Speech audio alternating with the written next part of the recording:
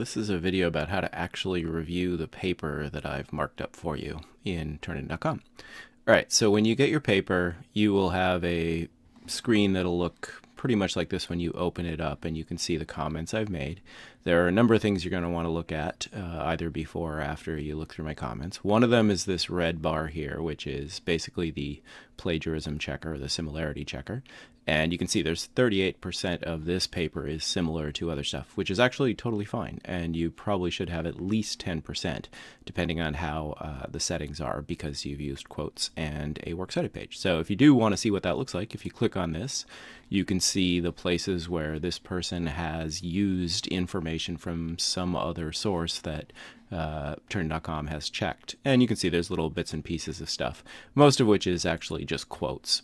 So there's a title, which is so generic it shows up, and various other things. For instance, this quote here, which is actually from a text I handed out in class. That's why all these other students used it, and it looks not exactly plagiarized, but it's been used somewhere else. Anyway, you can see all of the moments here where there is similarity are moments that are things that are basically supposed to be similar. So no problem there. All right, so I'm going to make that go away. All right, so one of the things you're going to want to look at when you look at a paper that I have marked up is obviously you'll want to check the grade and look through these comments. Sorry, I'm going a little slow here. I'm trying to make sure I don't get a name, which I just avoided.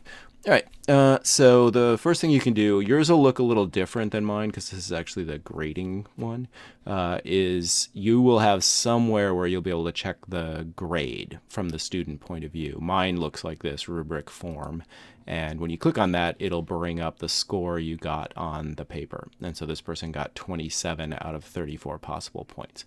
And there are these basic little score areas where you can see what they got on everything that they did. So, good thesis, good title, they used evidence well, pretty good on conventions and various other things. So you can kind of see, and down here it explains what all these things actually are. So if you don't actually know what conventions are, you can see that that's grammar, spelling, indentation, and things like that. This person did no citation, so they got 0 out of 3 points. And so basically that's how you would check, like, what did you get on each individual thing in terms of the grades. That's definitely something to look at. And I'm going to make that go away. The other thing you would do when you looked at the paper is look through my comments. And so, for instance, like good topics preview, this person mentioned some stuff they're going to cover in the various paragraphs of their paper.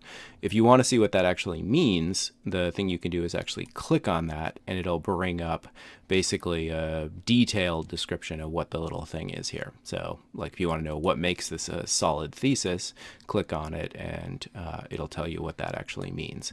And various other little things you can see here. So cite, that's basically you're supposed to have a footnote there, and there isn't one.